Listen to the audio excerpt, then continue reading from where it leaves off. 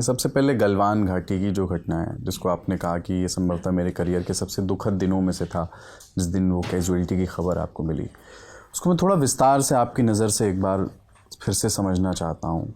जून 2020 का वो मामला उस तरह का कभी हुआ नहीं था कि दोनों आर्मीज़ के पास वे लोग दोनों ही संभवतः हथियार बंद थे, बट उन्होंने अनकन्वेंशनल किस्म के हथियारों का इस्तेमाल किया, वो बार्ब्ड वायर के डंडे। और वो कैसे इस तरह की घटना बन गई, वो हीट ऑफ द मोमेंट में हो गया, या वो लोग प्लान करके आए थे, हमें सिर्फ रिटेलिएट ही करना, कोई और विकल्प था नहीं, सिर्फ वो एक तंबू दो तंबू उन्होंने जो लगाया था उसको हम तो उसके खिलाफ विरोध करने ही गए थे, हमारी जो टीम गई थी वहाँ। उस पूरी कहानी को अगर आप फिर से दोहरा करके बता सकें। देखिए, जो हमारे और चीन के साथ जो बाउंड्री है, जिसको हम लाइन ऑफ एक्चुअल कंट्रोल कहते हैं, वो 3000 किलोमीटर से ज़्यादा है जी। और वो अनडिमार्केटेड है। ऐसे कोई बाउंड्री पिलर लगे नहीं है जिससे कि पता चलता है कि यहाँ तक अपना एरिया है और उसके बाद दूसरे देश का एरिया शुरू हो गया।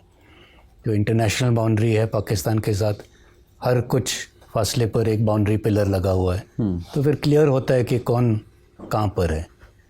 तो अभी 3000 किलोमीटर में ऐसे कोई ना कोई बार्ब वायर है, ना कोई पिलर है, ना कोई ऐसे दूसरे किस्म का चिन्ह है।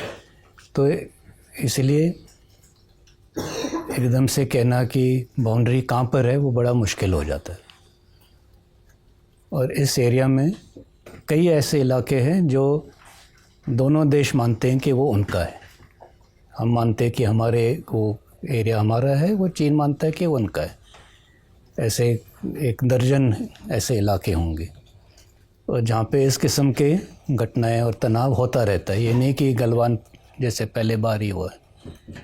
तो इसे हम फेस ऑफ कहते हैं। दोनों पेट्रोलिंग पार्टी आमने सामने आ जाती है। तो साल में अलग अलग जगह में 10 बार होता होगा।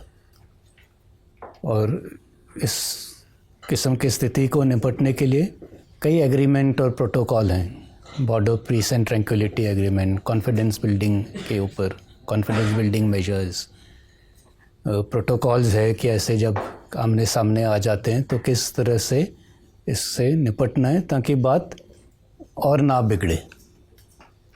लेकिन ये सारे प्रोटोकॉल और एग्रीमेंट तब काम करेंगे जब दोनों साइड उसका पालन करेगी। अगर एक साइड ही उसको मानेगी और पालन करेगी और दूसरे साइड उसको मान्यता नहीं देगी या सेलेक्टिवली उसको इम्प्लीमेंट करेंगे, फिर तो ऐसे किस्से ज़रूर होंगे। तो यही धीरे धीरे होता रहा कि वो एग्रेसिव तौर पे और आगे बढ़ने लगे, जिसका हमें मुकाबला करना पड़ा। P14 पर जहाँ पर भी है पी अलग अलग, जैसे मैं कह रहा था, अलग अलग जगह पे। घटना तो वहीं से P14 से शुरू हुई थी। हम ये नहीं कह सकते कि वहाँ से शुरू हुई, क्योंकि पूरे बाउंड्री में ऐसे घटनाएं पहले से भी हो रही थी, अब भी होते होंगे। अब का तो मैं कह नहीं सकता। तो P14 ही एक जगह थी जहाँ पर कैजुअलिटी हुए दोनों तरफ।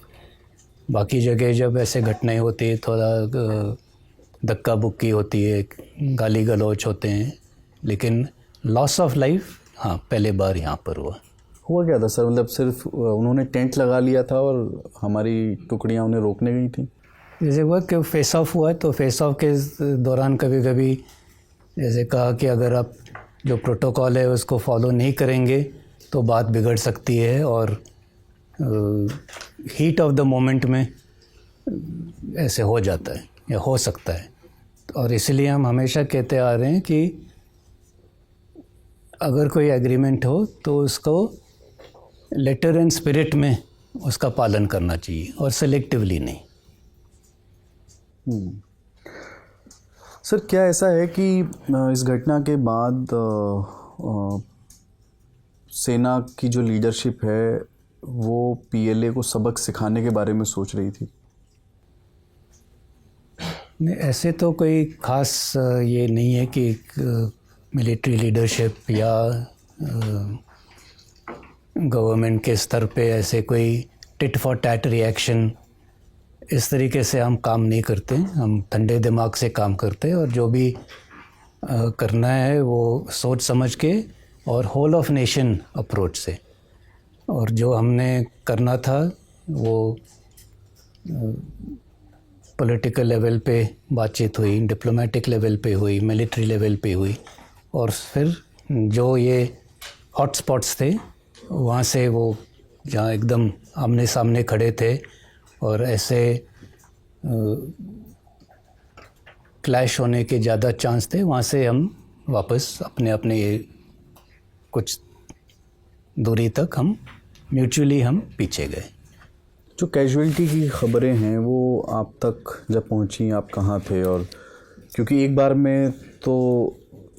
में भी खबरें पहुंच गई थी कि इतनी कैजुअलिटी हमारे एंड पे हुई हैं, या पहले हुआ था कि कोई फेस ऑफ हुआ है और अगली, चूँकि रात में ये सब हो रहा था तो अगली सुबह फिर हमें पता चला कि कैजुअलिटी लगभग इतनी है।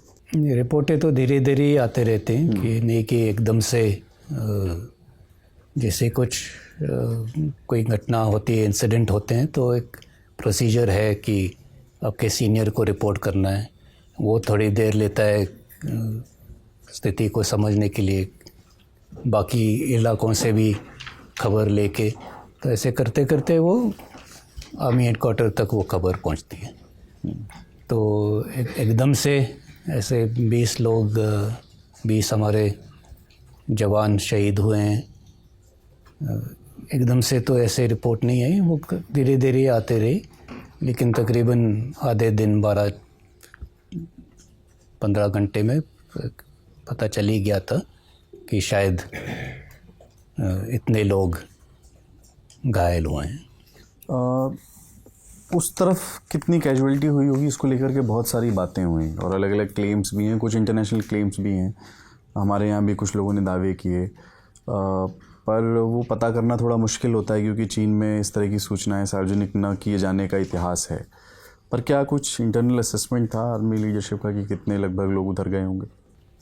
तो चीन ने पहले तो पूरा ही मना कर दिया, इनकार कर दिया कि उनके कोई कैजुअलिटी हुए, लेकिन 2-4 महीनों के बाद उन्होंने 4 या 5 की घोषणा की कि उनके भी हुए, इंक्लूडिंग उनके तरफ जो कमांडिंग ऑफिसर था, हमारे कर्नल बाबू के तो डेथ हुई थी, लेकिन उनके भी जो कमांडिंग ऑफिसर थे लेफ्टिनेंट कर्नल के रैंक में, तो वो उन्होंने कबूल किया कि हमारे कैजुअलिटी हुए हैं। तो उनके कितने हुए हैं, 4 हुए हैं या 40 हुए हैं, उससे इतना ये महत्व नहीं है, या हम इस नंबर्स गेम में नहीं पढ़ना चाहते कि हमारे 20 हुए तो उनके 40 होने चाहिए तभी हम जीत मानेंगे या ऐसे कुछ। देखने वाली बात यह है कि 1979 के बाद पहली बार चाइना का कोई नुकसान हुआ है, और इतने सालों से 79 से लेकर 2020 तक लगातार वो अपने जो छोटे पड़ोसी देश हैं उनके साथ ज़ोर ज़बरदस्ती करता आया है, और इस ज़ोर ज़बरदस्ती में उनका बिना कोई नुकसान पहुँचे जो वो करना चाहते हैं वो उन्होंने किया है। जैसे हम कहते हैं बुली, तो नेबरहुड बुली के तौर पर वो करते गए जो उन्हें पहली बार उनको झटका लगा, तो वो झटका 4 का हो या 40 का हो वो इम्पोर्टेंट नहीं है, लेकिन पहले बार उनको पता चला कि ये जो उनकी रणनीति है कि धीरे धीरे हम जो मर्जी करना है करते रहेंगे और कोई हमारा विरोध नहीं करेगा, ये उनको धक्का बहुत ज़ोर का पड़ा। सर, गश्त पर जब अपने जवान जाते हैं पेट्रोलिंग पर, तो कौन से हथियार उनके पास उस समय रहते हैं? मतलब पूरी तरह से हथियार बंद होते हैं, सब रहता है उनके पास, या? तो जब किसी ऑपरेशन में जाते हैं तो उस ऑपरेशन का जो मकसद है उसको मद्देनज़र रखते हुए जो हथियार ले जाने की ज़रूरत है वो ले जाते हैं। साथ में ये भी कंटिजेंसी प्लानिंग होती है कि अगर कुछ हुआ तो और किस चीज़ की ज़रूरत पड़ सकती है, तो वो भी साथ में ले जाते हैं। मान लो हम 48 घंटे के पेट्रोल पर जा रहे हैं, लेकिन हमारे प्लानिंग में ये भी होता है कि मान लो 48 घंटे में कोई तूफ़ान आ गया या ऐसे कुछ हुआ और 24 घंटे रहना पड़ा, तो फिर उसके लिए क्या और तैयारी करनी चाहिए। तो अगर वो उसकी तैयारी यह है कि एक दिन का और इमरजेंसी राशन साथ में ले जाओ, तो वो भी ले जाते हैं। तो जब कभी हम बाहर निकलते हैं, चाहे वो हथियार हो, एम्युनिशन हो, क्लोथिंग हो, टेंटेज, किसी चीज़ की ज़रूरत है, उस ऑपरेशन को कामयाब बनाने के लिए हर तरीके से तैयार होकर जाते हैं। तो ये मतलब स्टैंडर्ड ऑपरेटिंग प्रोसीजर है। इसमें दोबारा कोई मतलब विचार करने की ज़रूरत भी नहीं। अगर आप कंपनी कमांडर के तौर पे अपने सीनियर जेसीओ या कोई को बोलो कि चलो कल ऐसे ऐसे पेट्रोल के लिए जाना है, तो वो सारी चीज़ें अपने आप तैयार हो जाएंगी। कंपनी कमांडर को सिर्फ एक बार वेरीफाई करना पड़ेगा कि हाँ सब ठीक ठाक है।